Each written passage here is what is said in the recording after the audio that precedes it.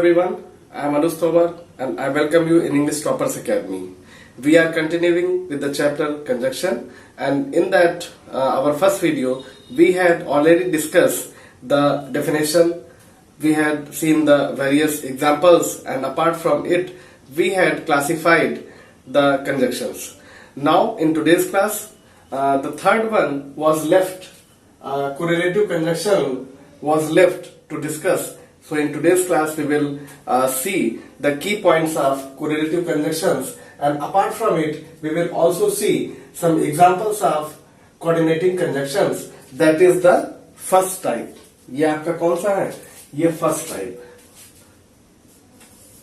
ठीक है, तो अब इसमें हम देखते हैं, यानी कि एक बार फिर से हम समझा देते हैं कि कंजक्शंस क्या काम करते हैं.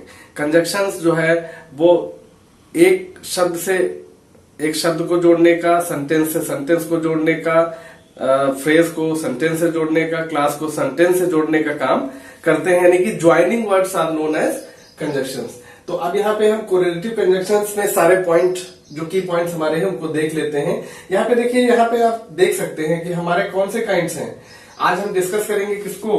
कोऑर्डिनेटिंग कंजक्शन को हम के एग्जांपल्स हम डिस्कस करेंगे, और जो लास्ट हमारा है कोरिलेटिव कंजक्शन, इसके हम की पॉइंट्स या की वर्ड्स कह लीजिए आप. ठीक है, की वर्ड्स को हम डिस्कस करेंगे. ठीक है, अब देखिए हमारा कीवर्ड पहला क्या है? Either or.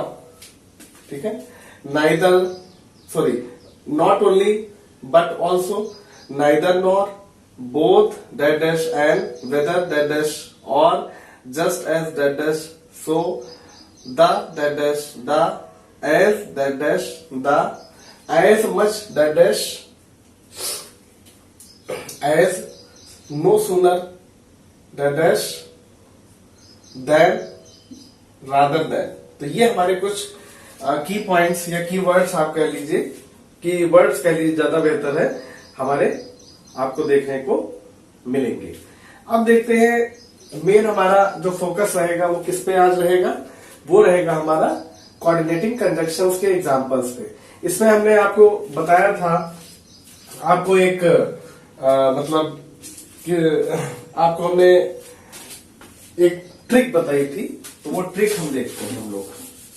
ठीक है, वो ट्रिक हम लोग देखते हैं क्या है. वो ट्रिक है फैन बॉयज.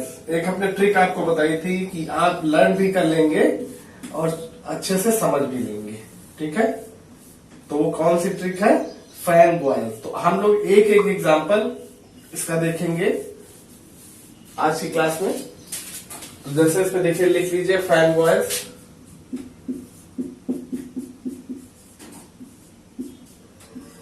ठीक है, F for, A for ant, N for nor, B for क्या है? But, O for or, Y for yet, और S for so. ठीक है, तो ये हमारा जो फॉर्मूला है, ये हम इसको अप्लाई करेंगे यहां पे. तो देखिए, F आ गया पहला, F for.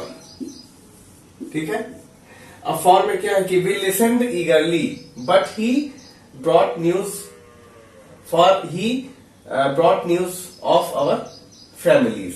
तो यहां पे देखिए फॉर आ गया. फिर देखिए अभी डिस्कस करेंगे, पहले देख लेते हैं. ए का हो जाएगा एंड.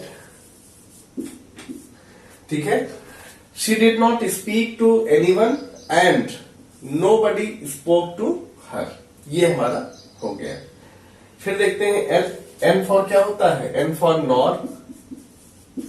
ठीक है, नॉर में देखते हैं आई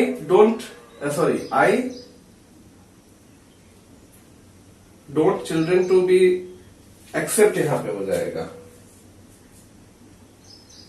एक्सपेक्ट हो जाएगा. हाँ,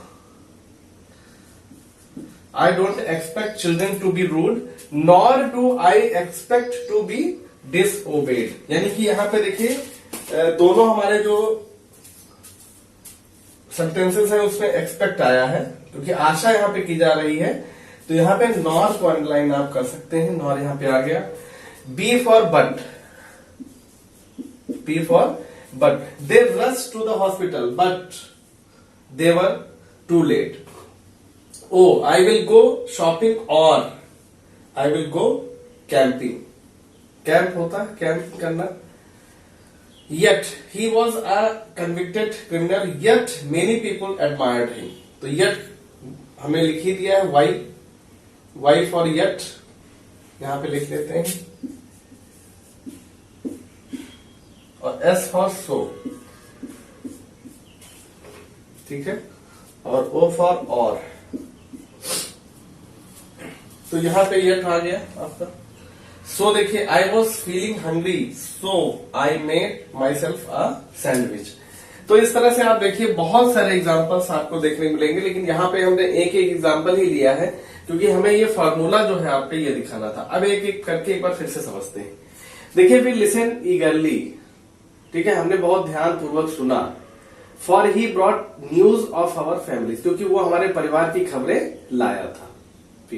दूसरा देखते हैं, she did not speak to anyone, वह किसी से नहीं बोली, and nobody spoke to her, और न उससे कोई बोला।